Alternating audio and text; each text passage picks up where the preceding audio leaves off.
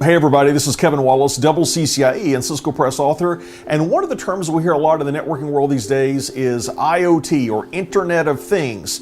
But as you read that in a blog post or in some product literature, do you really have a good sense of what that means? What does it mean to be an Internet of Things? That's what we're going to cover in this video. Stay tuned.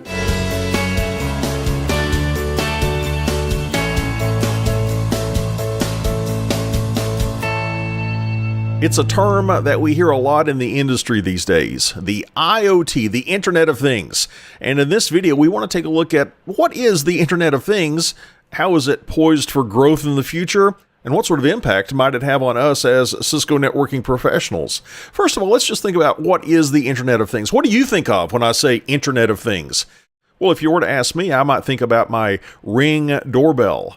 I installed that just a few months ago, and if somebody comes up to the door, first of all, I'll get an alert on my smartphone and on my Apple Watch that there's motion near my front door, and if somebody rings the doorbell, I'll get an alert about that. I'm able to see them. I'm able to monitor what's going on at the front door. There's a camera built in, a high-definition camera. I'm able to listen or talk back and forth with the person at the front door. I had somebody not too long ago ring the doorbell, and I was in my basement, and I was able to talk with them. They were trying to sell something, so I was able to get rid of them without actually having to go to the door and talk to them face-to-face. That was pretty cool, but that's an example of an Internet of Things application. It's a connected doorbell. You might have the hue lights that allow you to turn lights on or off and to change the colors of lights. You might be able to control the temperature in your home using a Nest thermostat that you can control remotely.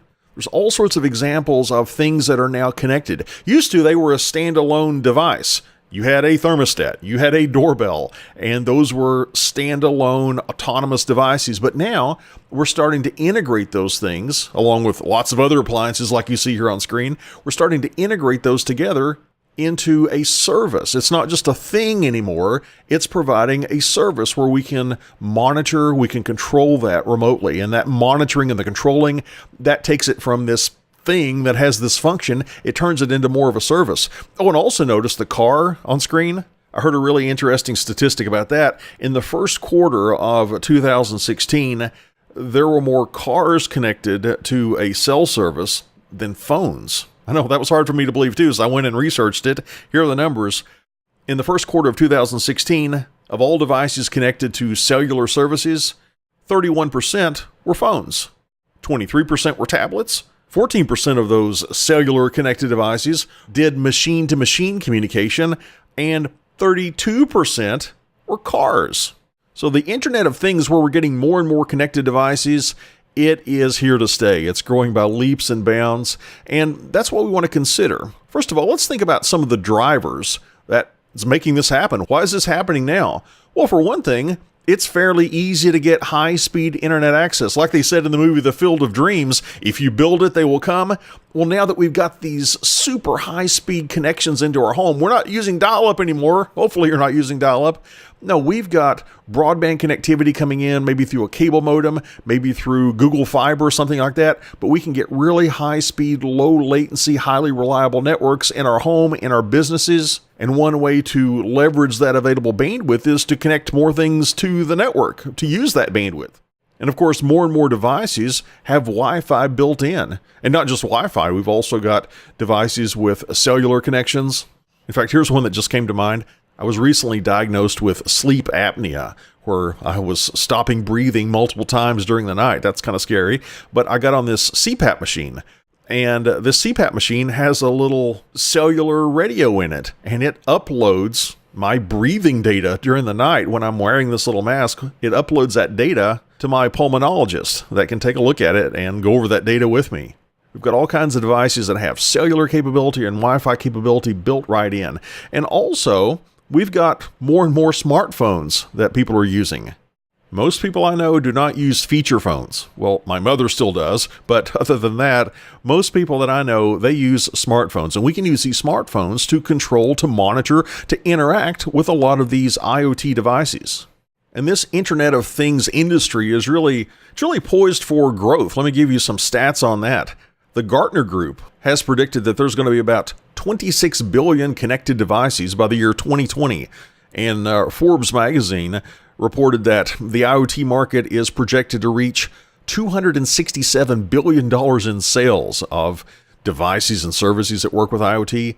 $267 billion. That's over $250 billion by 2020.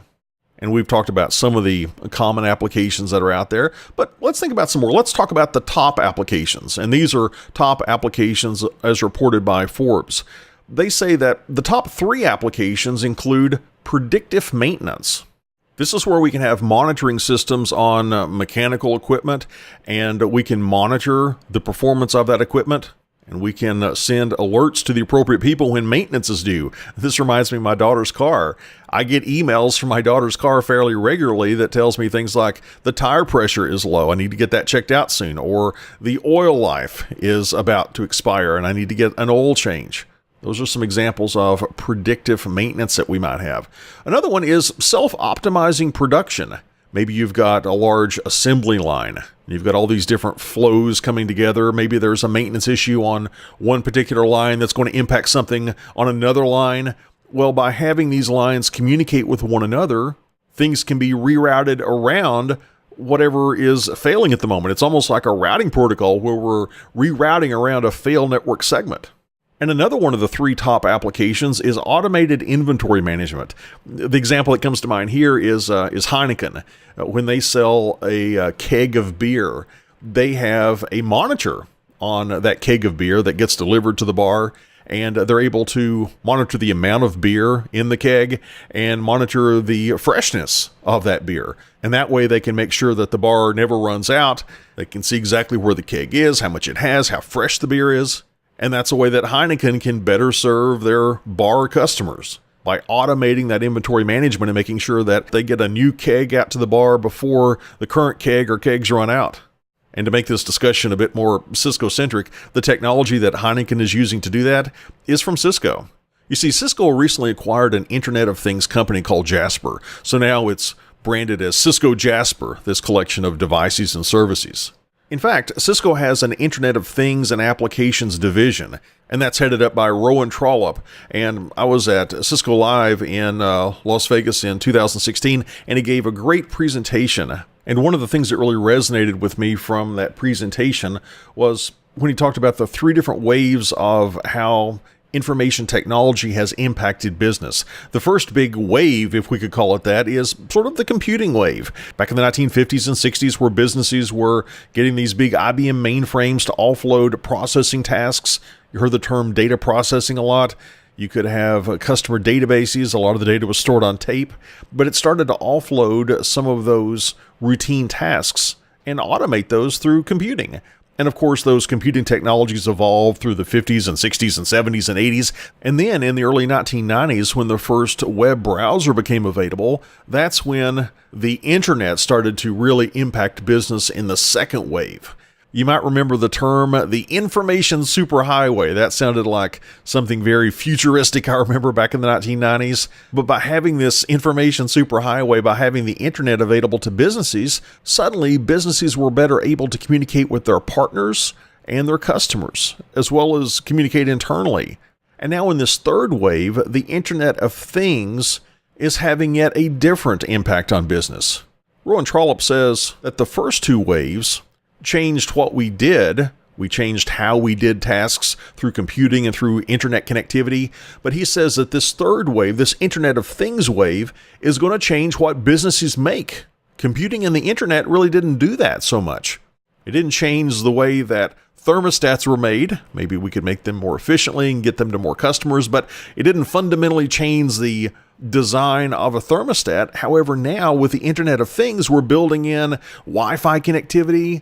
It's going to be controlled by a smartphone anywhere around the world. The Internet of Things is actually changing what businesses are going to make. So I hope you're convinced that the Internet of Things is going to have a major impact on business and our careers as well. So as networking professionals, what do we need to think about? Well, there are certainly lots and lots of implications, and there's lots of white papers you could read on that. Just wanted to touch on a few here in this video. One of the big ones is security. Think about it. We've got all these devices around the world, and they're on the internet.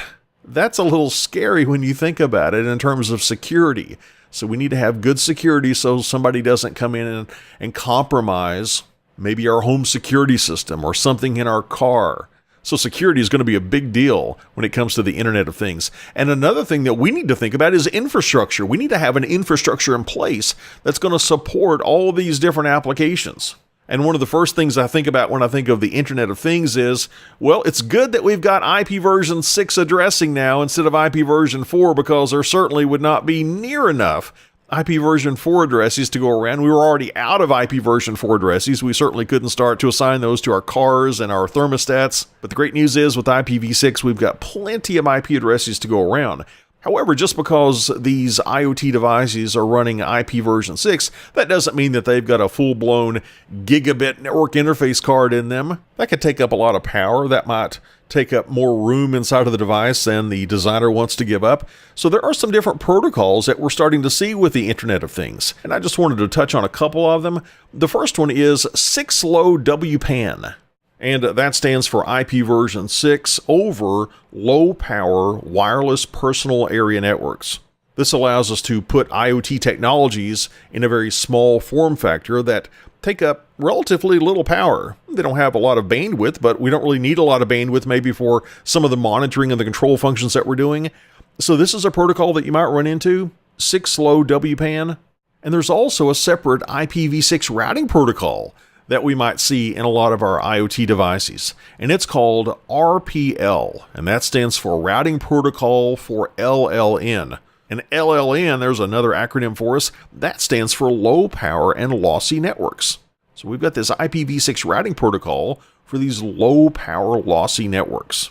And by the way, if you've got fairly recent Cisco iOS, I was trying it on one of my routers, and my router doesn't have the current iOS to support it. But if you're running iOS, I think it's like 15.5 M and T trains. If you got the right feature set, you can actually configure RPL. And again, this is not a comprehensive listing, but what I tried to accomplish in this video was to give you a sense for how real the Internet of Things is, how widespread its applications are, how much it's growing, and how it's going to impact us as network professionals. If you want to learn even more about Cisco routing and switching technologies, just click the link in the description or on the right side of the screen, and I'll send you more training videos. And also, if you don't want to miss any of my YouTube videos, be sure and subscribe. Thanks for watching, and I'll see you next time.